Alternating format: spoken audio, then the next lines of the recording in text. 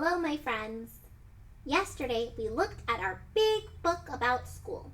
Today, I'm going to tell you a special kind of story. This type of story is one that you listen to and you use your brain to imagine what's happening instead of looking at pictures. So while I'm telling you this story, I want you to pretend there's a movie playing in your brain about the words that I'm saying. Our story for today is about identical twins. Do you know what an identical twin is? Well, identical twins are siblings, brothers or sisters, that look almost exactly the same, but usually with some small differences.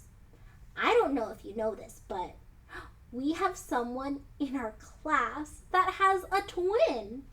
Our friend David has an identical twin brother that's in the sea turtle class. That means that those friends look almost exactly the same. If it helps, you can picture our friend David in this story because the type of story I'm going to tell you is realistic fiction. That means that the people in the story seem real, the places in the story seem real, and events in the story could happen in real life, but they didn't really happen. Before we start, there are two important words to know from our story. The first word is photograph. A photograph is a picture taken by a camera and printed on paper. I have a photograph right here of my bunny Peppers. The other word you need to know is freckle. A freckle is just a small brown dot on a person's skin. All right, we're almost ready. One final thing. While I'm telling you this story, I want you to think about our essential question. How can you make friends at school? Now, again, my friends, school looks very different for us. So the story I'm going to tell you is realistic fiction. That means it's a made-up story, but there are parts of it that could happen in real life. And so I've decided the story I'm going to tell you is going to be a story about if we got to come to school in person. Okay, friends, are you ready? Our story today is called The One with the Freckle by Brenda A. Ferber. And again, my friends, this story is realistic fiction. That means it didn't really happen, but it could. And for our story today, I'm going to use some real people, David and his twin brother Josue. And I'm going to tell you a make-believe story about them that could have happened if we met in real life, but it didn't happen. During our story, I might pause to ask you questions, and I want you to do your best to think about those questions. All right, listen to this story. I'm David, and that's my brother Josue. I have a freckle. Josue doesn't. That's how to tell us apart. I'm the one with the freckle. What does David mean when he says, I'm the one with the freckle? Stop and think. It means that he has a small brown dot on his skin. All right, let's keep listening. Josue and I, we do everything together. Everything. But not today. Today is our first day of kindergarten. Josue skips off to Miss Chavez's room. He doesn't look back. He's not even a teensy bit scared. I don't feel like skipping. I don't even feel like standing. I feel like I just ate a bad bologna sandwich. My backpack is heavy. I have crayons, glue, 6 pencils, 2 folders, 2 notebooks, and 1 photograph of me and a picture of Josue, just in case. What does David mean by 1 photograph of me? Stop and think. Oh, it means that he has a picture that's printed out of him. All right, let's keep reading. My teacher, Miss G, tells us to tape our photographs onto our cubbies, right below our names. I dig a picture out of my backpack. It's not me, it's Josue. I look at his picture and I try to feel brave. What a nice picture, says Miss G. She hands me a piece of tape. She doesn't see the missing freckle. Maybe nobody will. I tape Josue's picture right below my name. We sit on the rug. Miss G starts talking. I look around the room. Does Josue's classroom look just like mine? That's not that different from our preschool. All of a sudden, I hear Miss G say something about recess. Something about us having a recess with the other kindergartners at 10:30. At recess, I can play with Josue. After rug time, Miss G takes us on a tour of the school. We count crackers in math, then we eat them. Miss G reads us a funny story about a dog getting ready for kindergarten. I barely have time to miss Josue. But then it's time for free play. I look around the room, and here comes that bad bologna sandwich feeling again. Kids are playing on computers. Kids are building with blocks. Kids are coloring. Everyone has a friend. I miss Josue.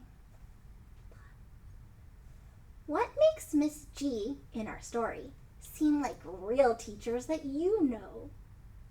Stop and think. You might say, hey, our teacher's named Miss G, and she reads stories to the friends.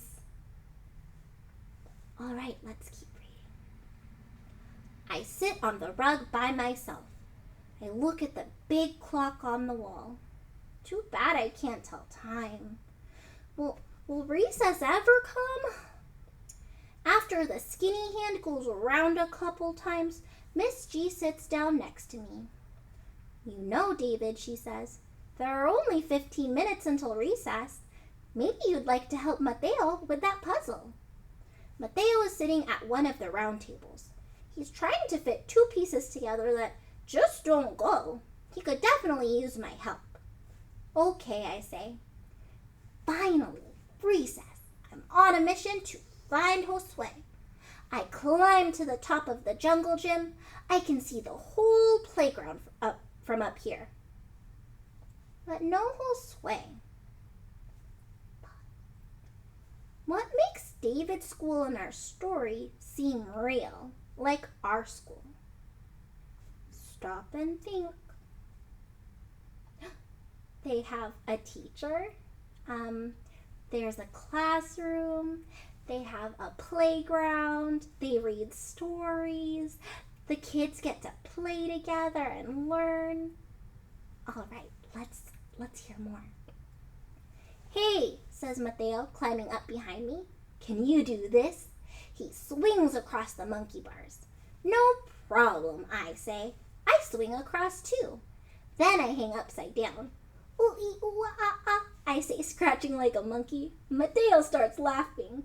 Then he acts like a monkey and I start laughing. Mateo points to the slides and says, come on, let's go slide. Well, I'm kind of looking for someone, I say. Mateo shrugs. Suit yourself, he says, and he heads off toward the slides. I take one last look around the playground. This time I see Josue. He's playing with the tires with a curly-haired boy I don't know. Hey, Josue, I call. Josue smiles and waves at me. All right. What makes the events or the things that happen seem real, like they could happen in real life? Stop and think. You might say, well, I know that playgrounds are real and that kids could really play on all those things, and I know that when we go to school in real life, maybe David might want to look for Josue too, and maybe he'll want to play with Mateo. So all those things, those seem like they could happen. This didn't happen, but it could. All right, let's hear more. I start off toward my brother, but then I hear Mateo. He's laughing really hard. I look over at the slides. 2 kids from our class are waiting to go down the slide with Mateo. I bet I could slide down and run back around faster than that. Hey, Mateo, I call.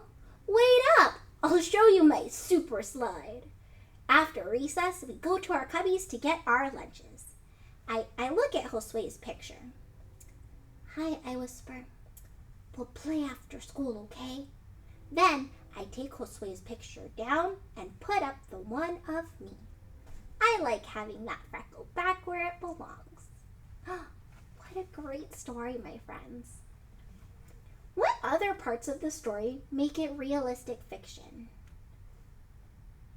Stop and think. You might say, hey, David's a real person in our class, and so is Mateo. You might also say, well, there's a playground in the story, and playgrounds are real, and so are slides. And the kids go to recess and lunch, and when we go to school in real life, we'll have recess and lunch. They just do a whole lot of stuff that you can do in real life. That was such a great story. I hope you enjoyed it, my friends, and thank you so much for listening. I hope you enjoyed playing that movie in your head and that it gave you an idea of what school in real life might be like. I'll see you again later.